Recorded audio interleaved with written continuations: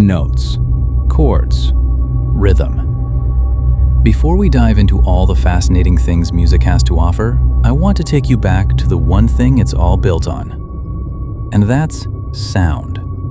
Because at its core, music is the art of sound. And once you understand how sound actually works, music starts to make a whole lot more sense.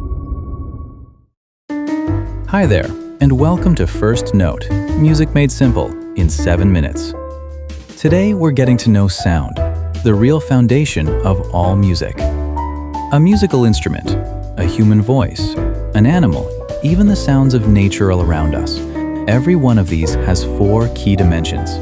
And it's these 4 dimensions that let us tell every sound apart. Today, we'll unpack them one at a time. First, let's refresh a little basic science. Every sound you hear comes from one thing: vibration. Think about plucking a guitar string, or watching a friend hit a drum, or even you talking right now. The guitar string, the drum head, the vocal cords in your throat, they're all vibrating. And those vibrations travel through a medium, which in everyday life is just the air, as sound waves. Then those waves reach your ears, and that's the moment you hear. So sound always needs a medium to travel through, which is exactly why, out in space, we don't hear the way we do here on Earth.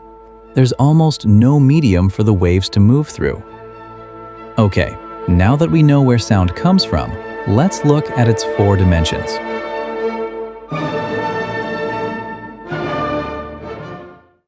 Quick test.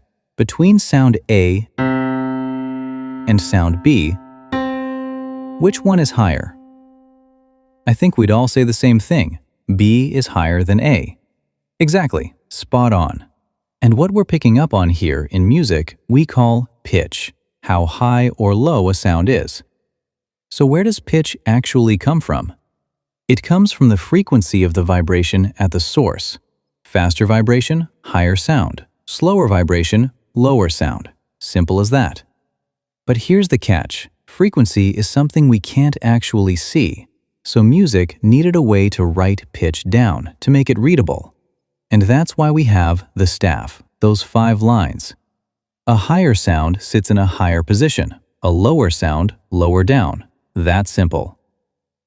And pitch is one of the most important dimensions of sound because notes, scales, chords, even entire melodies, they all come from sounds sitting at different highs and lows.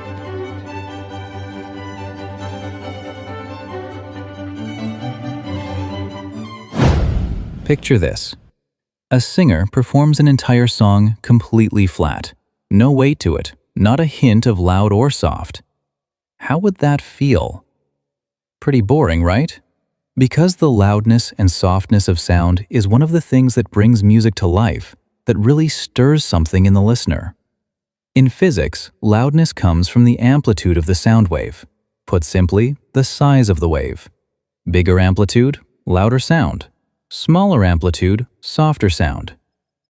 And in music, we call this dimension dynamics, everything to do with how loud or soft a sound is. As for how we actually write dynamics into music, we use symbols and a few Italian words. But let's save that for another episode. The 3rd dimension of sound is duration, how long a sound lasts. Think about these 2 ways of saying the exact same thing. Hello and hello.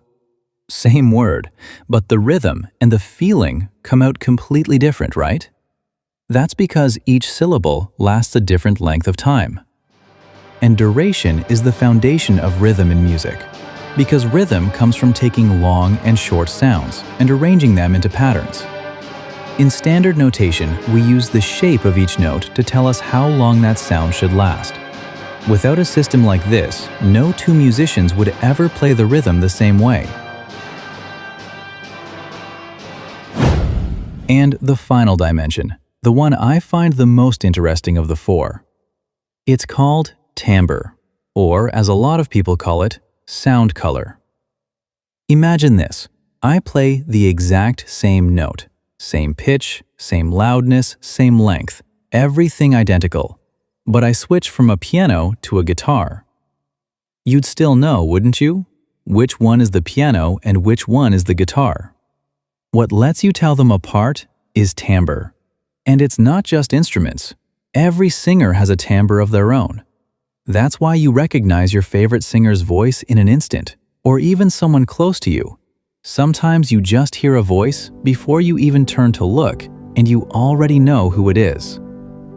So where does timbre come from? The truth is, no sound you hear is ever pure. It's always made of several layers of frequencies stacked together. We call this set of frequencies the overtone series, and every instrument and every person's voice carries a different set of overtones. Like a fingerprint, no two are ever the same.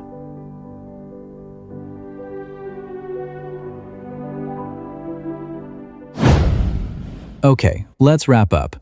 Pitch, dynamics, duration, and timbre.